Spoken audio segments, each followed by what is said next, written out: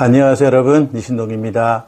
똑똑한 아이들, 영재 아이들, 그 아이들이 가지고 있는 숨겨진 영재성, 이런 것이 만약에 있다면 정말 부모님들이 어떻게 해줘야 될까요? 사실 부모님들이 조금 당황하는 부모님들이 많더라고요. 우리 아이들이 지능검사를 하고 또 여러 가지 영재의 능력, 잠재된 영재성이 있다고 생각할 때 과연 그 아이들에게는 어떻게 교육을 해줘야 되느냐, 이런 거 잘 모르시는 분들이 많습니다. 제가 25년도 올해는 그 아이들에게 어떤 교육적 처방, 교육적 팁을 주느냐에 관해서 많은 얘기를 드리려고 합니다. 정말 영재 아이들이라고 하는 것은 잘 커서 높은 능력을 발휘해야 돼요. 그 높은 능력을 발휘하는 데 있어서 그냥 우리나라 부모님들 보면은 별로 안 해도 잘할 거라고 생각해요. 영재이기 때문에. 그렇지 않습니다. 영재의 능력을 가지고 있다, 잠재된 능력을 가지고 있다. 그럴 때 이 아이들에게 적절한 자극을 줘야 돼요. 적절한 자극.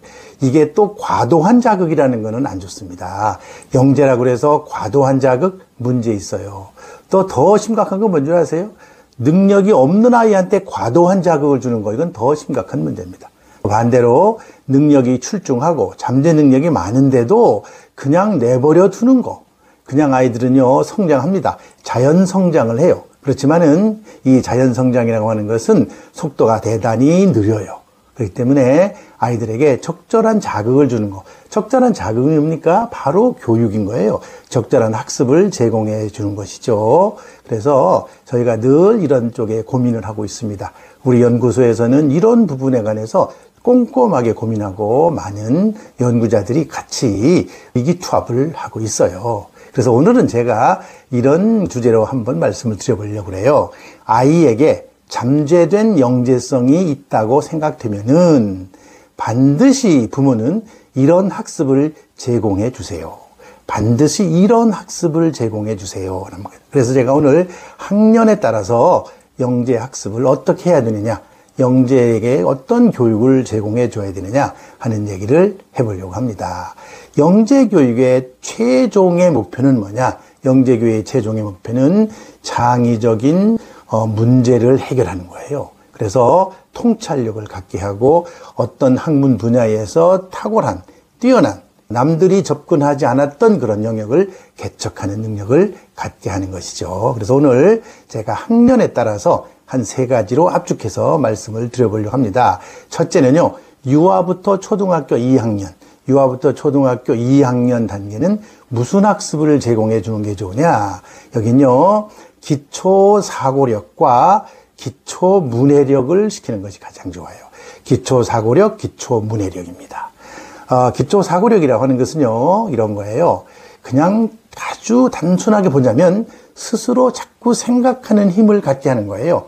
스스로 생각하는 힘, 이런 거를 훈련하는 것이 대단히 필요합니다. 그럼 스스로 생각하는 거는 예를 들면 어떤 것이 있느냐? 첫째는 변별력입니다. 변별력. 그러니까는 뭐 사물에 대해서 이것과 저것이 다르다, 어떻게 다르냐 하는 것을 아이한테 가르쳐 줘야 돼요. 좀 힌트를 주고 자꾸 얘기하다 보면 아이가 스스로 그거를 구별하는 능력을 갖게 돼요. 이렇게 구분하는 거. 그래서 사과와 배는 어떻게 다르지? 이런 식이죠. 그리고 이제 초등학교 1학년, 2학년 좀 올라가면은 여러 가지 언어적인 차이도 있잖아요. 언어적인 차이, 이런 것들. 그 다음에 또 조금 올라가면은 수에 관한 차이, 이런 것들이죠. 이런 것들에 관해서 변별하는 능력을 갖게 하는 것이 굉장히 좋아요. 이 변별이라고 하는 것은 바로 개념을 학습하는데 대단히 중요한 하위 요소가 되는 것이죠. 그 다음에 이거와 관련해서 또 비교와 대조, 비교하고 대조하는 거, 이런 것들을 자꾸 가르쳐 줘야 돼요. 그래서 뭔가 두 개를 비교해서 이게 차이가 뭔지 알아내게 하는 것이죠. 그거를 설명하게 하는 것, 이런 것이 대단히 중요합니다.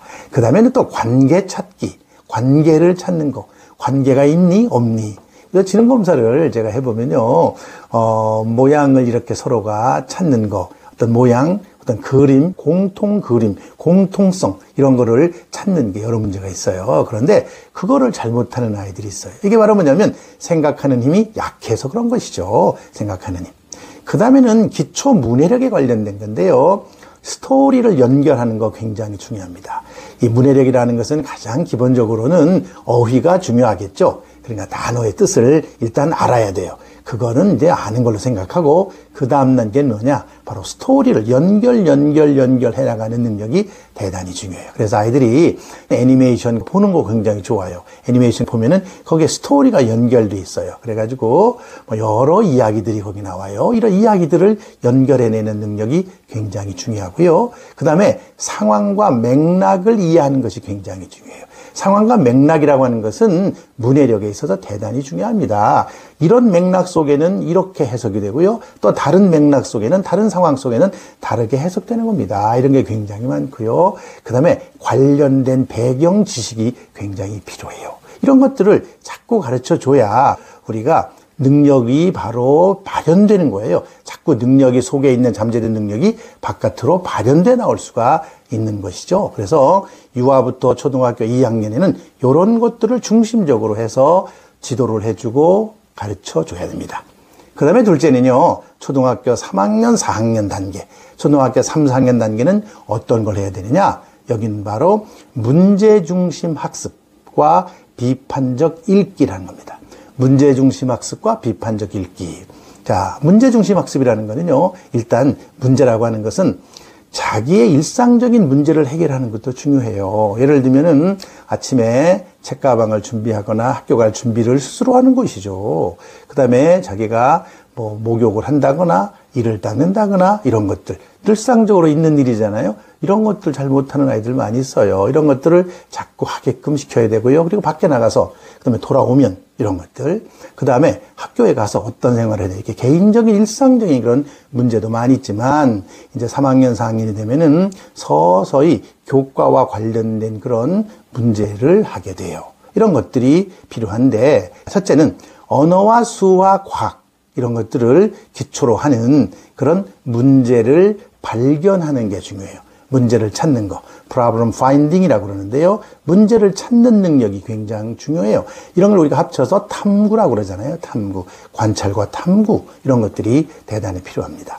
과학 활동을 한다. 이게 언어도 마찬가지예요. 언어 속에서 탐구하는 거 굉장히 많고요. 이야기 속에서 탐구하는 거 많을 수 있고요. 수도 마찬가지고 과학도 마찬가지예요.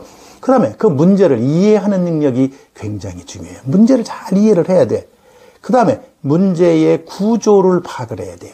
이해를 할 뿐만 아니라 문제는 어떤 구조로 구성이 되어 있느냐 이런 거를 잘 파악을 해야 됩니다. 이런 것들이 바로 초등학교 3학년, 4학년 영재들에게 그 아이들이 가지고 있는 잠재 능력을 끌어내는 데 필요한 것이죠. 그래서 이때 단계는요. 논리와 비판적 읽기라는 것이 대단히 중요해요. 논리. 체계적인 논리 아시죠?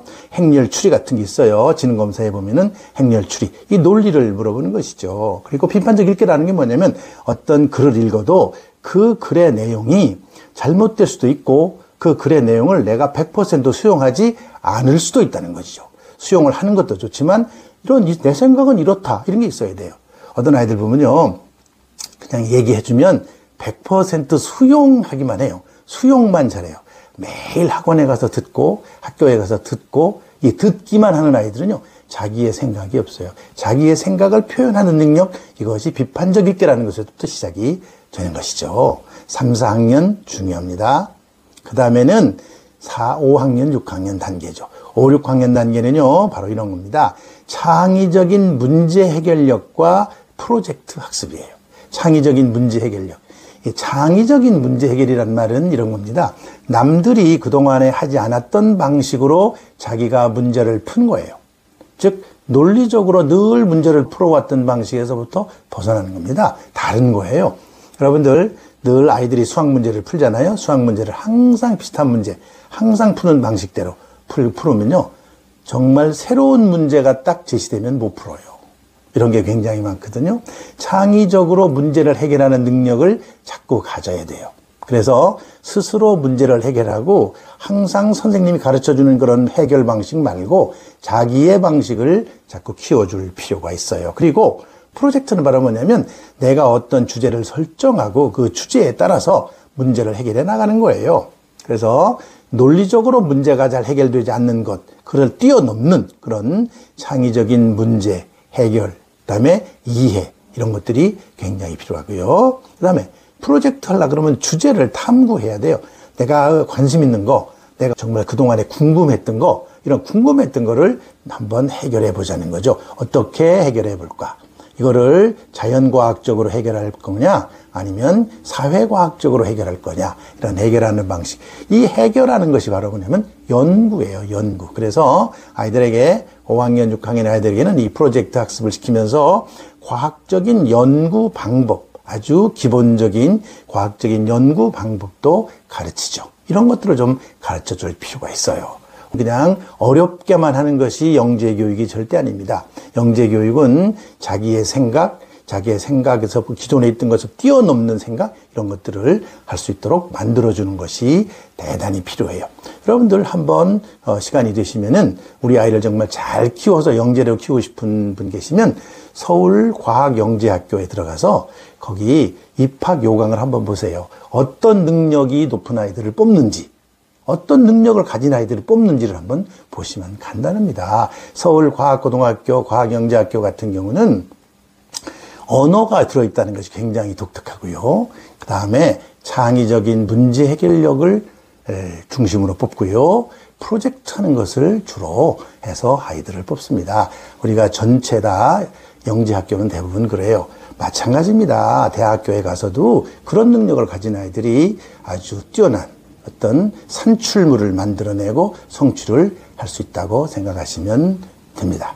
제가 이런 부분에 관해서 늘 관심을 가지고 그리고 많은 아이들을 도와주려고 하고 있습니다. 그래서 부모님들 궁금하신 점 있으면 연락도 주시고요. 그리고 부모님들하고 항상 상의하면서 아이들을 같이 키워나가는 그런 연구소가 되도록 늘 노력하겠습니다. 오늘은 여기까지 하겠습니다. 감사합니다.